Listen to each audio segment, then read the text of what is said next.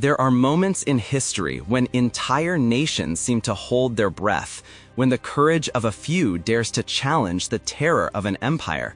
In the summer of 1944, with the world consumed by war, a small circle of German officers made a fateful choice: to betray their oath in order to save their country from total ruin.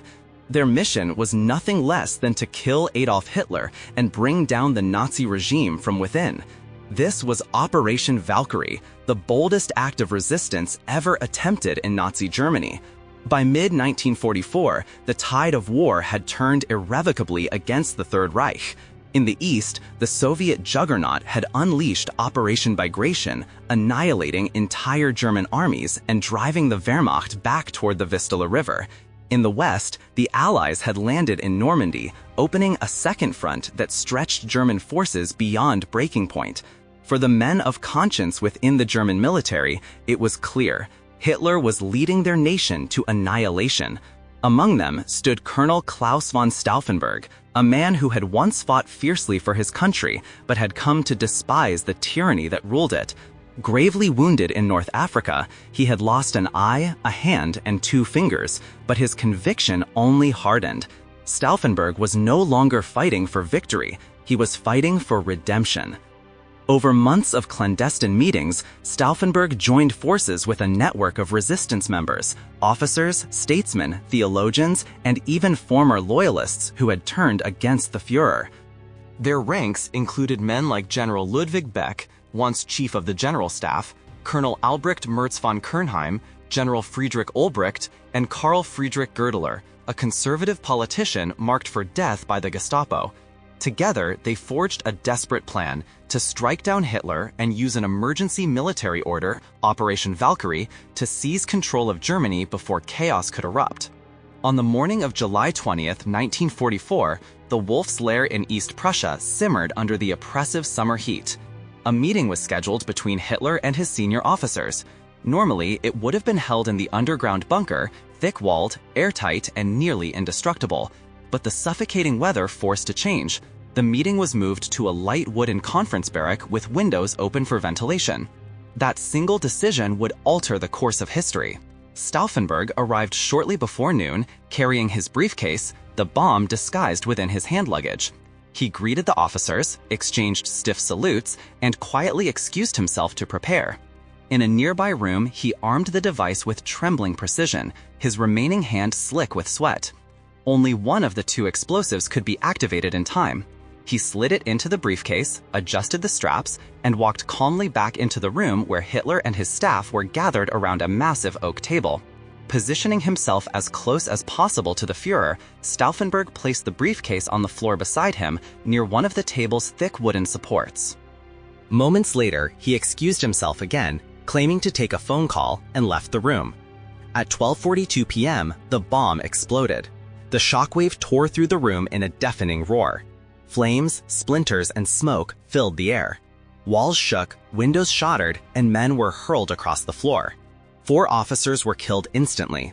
Stauffenberg, watching from outside, saw the rising column of smoke and believed the impossible had been achieved, that Hitler was dead. He and his aide, Lieutenant Werner von Haften, raced to the airfield, fleeing in their car before flying back to Berlin. In the capital, the conspirators acted without hesitation. From the Bendler block, headquarters of the Army Reserve, General Beck and Olbricht put Operation Valkyrie into effect. The Reserve Army received orders declaring that a Nazi coup had assassinated Hitler and attempted to seize power. Commanders were told that the army was now assuming control to restore order and protect the German people. The order spread like wildfire. Units in Vienna, Prague, and Paris mobilized, arresting local SS officials and occupying government offices. In Berlin, General Paul von Haas, the city commandant, sealed off the government quarter, while Major Otto Ernst Rehmer led troops toward the propaganda ministry. Inside, Joseph Goebbels, master of Nazi propaganda, was caught off guard. For a brief hour, confusion reigned. Radio transmissions faltered. The Reserve Army controlled communication centers, and SS channels were jammed. Across Europe, whispers spread. The Führer is dead. In Paris, General Karl Heinrich von Stauffenberg ordered the disarmament of SS divisions and contacted Field Marshal Günther von Kluge, urging him to open peace talks with the Western Allies.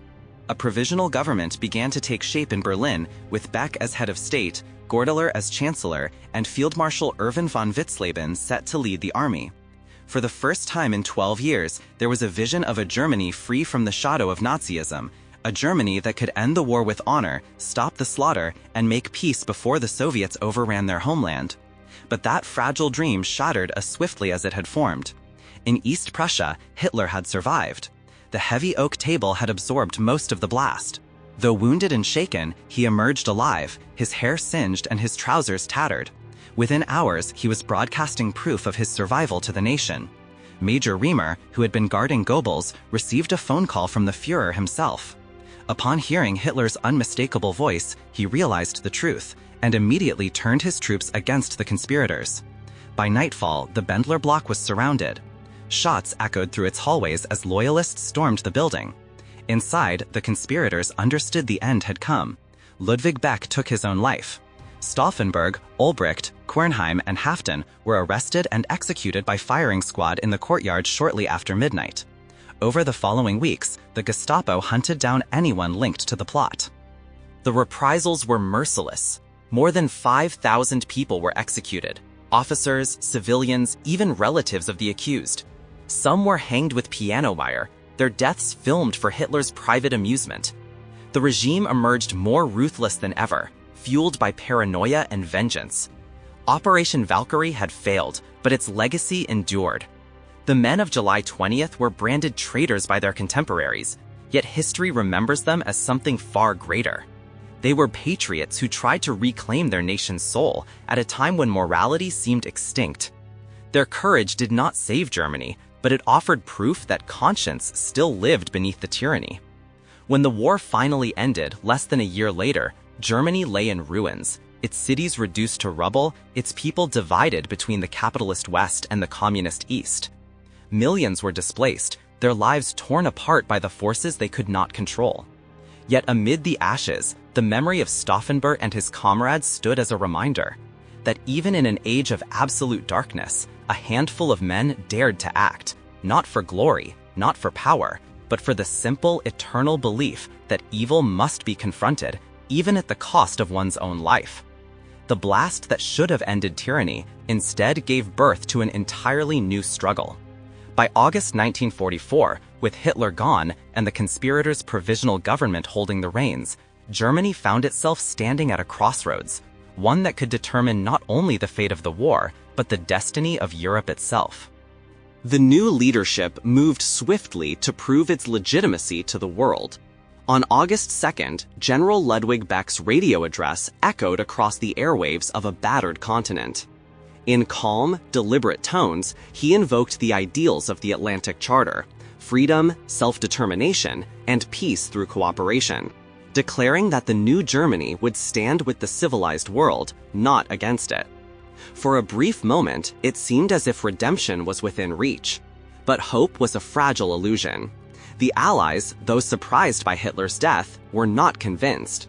In London, Prime Minister Winston Churchill rose before the House of Commons on August 1st, acknowledging the coup, but reminding Parliament of the blood that had already soaked Europe.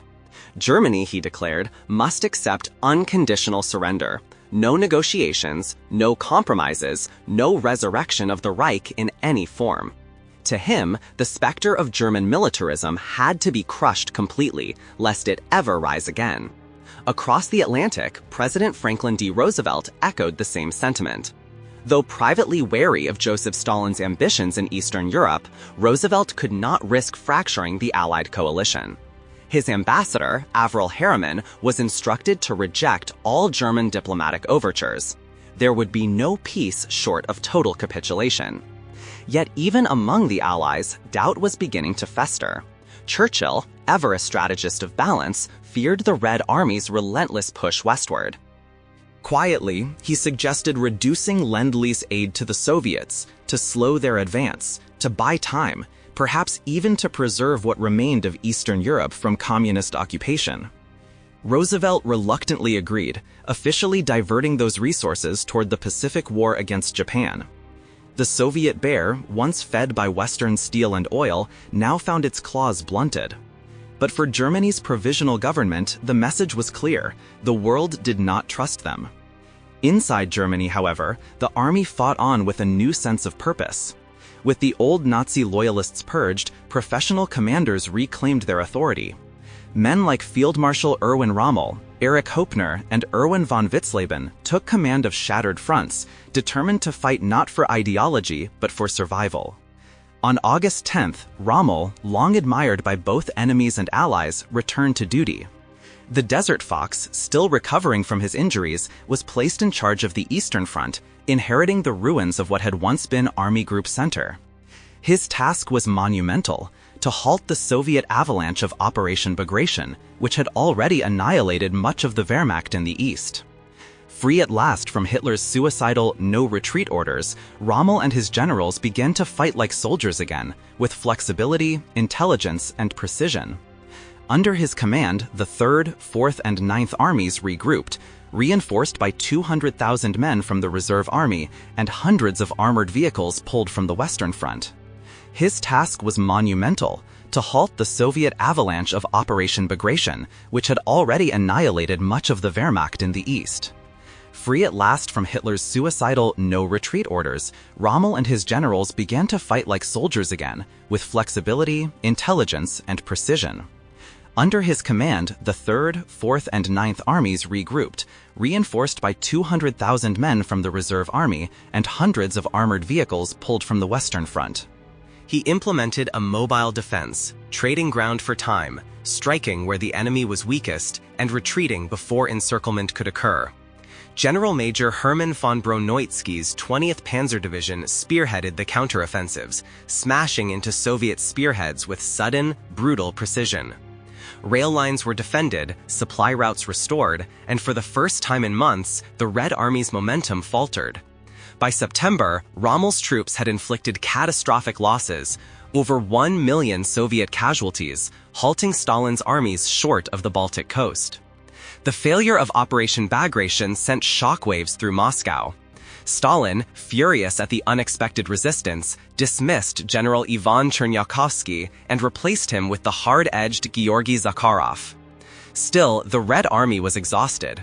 The German defense had bought precious time to fortify the eastern border. The ripple effects spread across Europe. In Budapest, Hungarian leader Miklos Horthy, emboldened by Germany's new leadership and the Soviet retreat, switched allegiance, breaking from the Axis and aligning with the Western Allies. The Germans, eager to secure the Balkans against another Soviet push, accepted the defection without resistance. This diplomatic shift reignited faint hopes in Berlin. On August 28th, Ulrich von Hassel's delegation met secretly with British and American representatives in Switzerland. They proposed a bold plan. Germany would surrender all Western territories and collaborate fully with the Allies, if allowed to continue fighting the Soviets in the East. In exchange, they sought to preserve their pre-war borders in Eastern Europe and maintain a buffer against Stalin's expansion. But again, the answer was no. The Allies, wary of any arrangement that might allow Germany to rearm, refused every proposal. Their terms were absolute: total surrender on every front. The provisional government faced an impossible decision. To fight the West meant annihilation, to surrender meant Soviet occupation. Weighing the two evils, Beck and Goerdeler made a grim calculation. Better to yield to the Western Allies than fall to the Red Army. Thus, orders went out to Field Marshal Günther von Kluge, commanding Army Group B in France: withdraw, leave Paris, save what forces you can. By mid-September 1944, German troops had abandoned Paris, allowing General Charles de Gaulle's Free French to march triumphantly into the city. Kluge and General Stolpnagel organized a disciplined retreat beyond the Rhine, leaving behind skeletal garrisons to stage token resistance. Every available unit, even the battered remnants of the 5th Panzer and 9th Armies, was redirected eastward. By late September, over 300,000 men, supported by 1,200 tanks and assault guns, reinforced Rommel's defense line. Together with General Hoepner's reserve formations, they dug in across central Poland, transforming villages and river crossings into fortresses. When Marshal Konstantin Rokossovsky's First Belarusian Front attempted to renew the offensive, it shattered against German fortifications. The Red Army's tanks bogged down in mud and artillery fire. Supply lines snapped. Casualties soared. By November, the Soviets had lost hundreds of thousands more men and nearly 5,000 tanks. Rommel's 20th Panzer Division, operating like a scalpel, sliced through Soviet rear positions, crippling their logistics and forcing a withdrawal nearly 50 miles east of Warsaw. For the first time since 1941, the Eastern Front had stabilized. As winter descended, the balance of power in Europe began to shift. In the West, General Dwight D. Eisenhower's Allied armies advanced rapidly through the empty fields of France and into Germany. The Red Army's tanks bogged down in mud and artillery fire. Supply lines snapped. Casualties soared.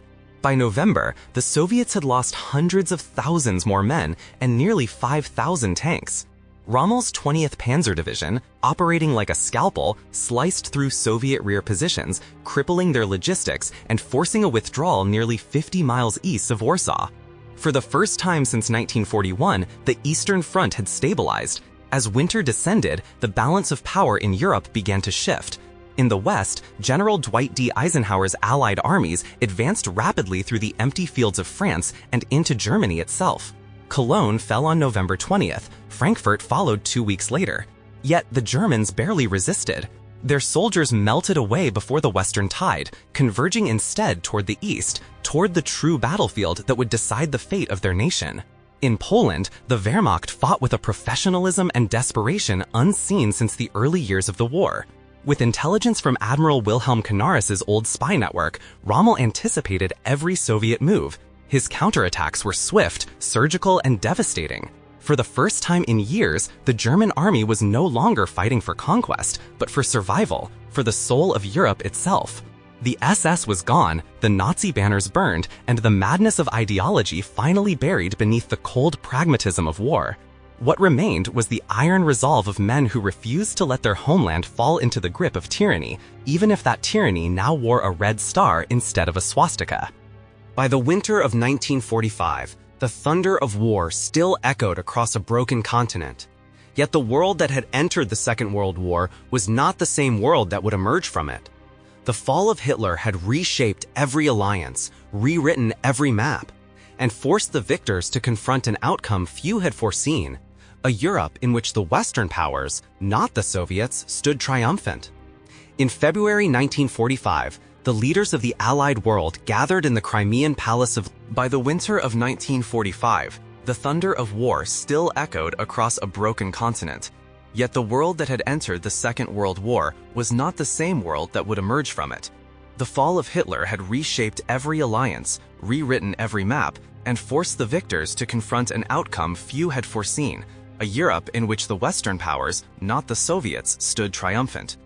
In February 1945, the leaders of the Allied world gathered in the Crimean Palace of Lavadia at what history would remember as the Yalta Conference. But the landscape of the war had changed beyond recognition. The Soviet armies, stalled in central Poland and along the Carpathian foothills, were still hundreds of miles from Berlin. In contrast, the British and Americans had surged through the Rhineland and stood at the threshold of victory. The balance of power, once tilting toward Moscow, had swung decisively west. Before meeting Stalin, Winston Churchill and Franklin D. Roosevelt convened privately at Malta, a secret gathering where the two leaders of the free world agreed upon a bold strategy. The Western Allies would drive their forces eastward with all possible speed, liberating as much of Europe as they could before the Red Army could reach it. The appeals from the smaller nations, Czechoslovakia, Hungary, Austria, and others, haunted them. Each pleaded not to fall beneath the shadow of Soviet rule. At Yalta, Stalin arrived expecting deference and found defiance. The hardened resolve of his Western counterparts shocked him. His network of sympathizers in London and Washington had promised a conciliatory tone, but instead he faced two leaders united in purpose. The debates were fierce. Poland's fate hung in the balance. Yugoslavia's future teetered on the edge of compromise. Tempers flared. At one point, Stalin even threatened to withdraw Soviet troops from the Pacific Front entirely, but in the end, he couldn't. His network of sympathizers in London and Washington had promised a conciliatory tone, but instead he faced two leaders united in purpose. The debates were fierce. Poland's fate hung in the balance. Yugoslavia's future teetered on the edge of compromise. Tempers flared. At one point, Stalin even threatened to withdraw Soviet troops from the Pacific Front entirely. But in the end, he could not dictate the terms. The Western advance across Germany had left him with little leverage. The map of Europe began to tilt westward. Germany, for the first time in years, was treated not as a conquered enemy, but as a nation to be rebuilt under Western guidance. Poland, long the pawn of empires, would be split, its western half under American and British oversight, its eastern under Soviet control. Yugoslavia, too, was divided, each camp securing its own occupation zone. For the men of the German provisional government, the gamble had worked. Their decision to yield to the West while holding the line against the Soviets had changed the course of the war. On February 7th, General George S. Patton's Third Army captured Leipzig, while Field Marshal Bernard Montgomery's British forces closed in on Hanover. Within days, the American First Army under Courtney Hodges reached the outskirts of Berlin, encountering only scattered resistance from Wehrmacht units under orders to stand down. On February 12th, one day after Yalta concluded, American troops stormed into Berlin itself. The Stars and Stripes rose above the Reichstag, fluttering where the swastika had once cast its shadow. In the Chancellery's corridors, shattered portraits of Hitler lay in the dust as soldiers tore down the symbols of the fallen regime. By February 15, 1945, the war in Europe was over. In the ruins of Berlin, General Beck and Chancellor Goerdeler signed an armistice with General Eisenhower, formally ending hostilities. Across the continent, the guns fell silent. The Wehrmacht stood down, and Allied columns pushed east to secure the occupation zones agreed upon at Yalta. 2 months later, the fragile balance of power shifted again. On April 12th, President Roosevelt died suddenly, leaving the presidency to Harry S. Truman, a man far less trusting of the Soviet Union. As the war in Europe faded into uneasy peace, the victors gathered once more at Potsdam to redraw the map of the continent. The negotiations were fierce and exhausting. In the end, Europe emerged divided, not along the Iron Curtain of our own history, but along a new frontier of compromise. Germany remained whole, its pre-war borders restored under Western protection. Poland, smaller and partitioned, was split by the Vistula River, a capitalist West with its capital moved to Krakow, and a communist East under Soviet supervision. The Baltic states were absorbed into the USSR. Czechoslovakia, Austria, and Hungary secured their independence with American aid, while Romania, Bulgaria, and Albania fell into the Soviet orbit. The Balkans nearly ignited another war. British-backed Slovenia and Croatia broke away from the communist-led Yugoslavia, leaving Serbia and Montenegro aligned with Moscow. Tension hovered on the brink, but the exhausted powers pulled back before another catastrophe could begin. In Germany, Goerdeler's government remained in place, reshaping the constitution to align with Western democratic principles. International recognition followed swiftly. Confiscated Nazi wealth was redirected toward rebuilding the shattered economy, and new ministries were established to stabilize currency and regulate prices. Fabian von Donnersmarck's Ministry of Justice oversaw the trials of the surviving Nazi elite. Figures such as Hermann Göring and Ernst von Kaltenbrunner faced judgment before international tribunals modeled on the Nuremberg precedent. French, British, American, and even Russian judges presided, lending legitimacy to proceedings that sought not vengeance but restoration of moral order. Yet beneath the surface, a quiet bargain was struck.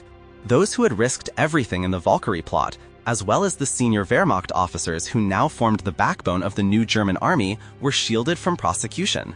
To preserve stability and unity against the looming Soviet threat, the myth of the clean Wehrmacht was deliberately cultivated.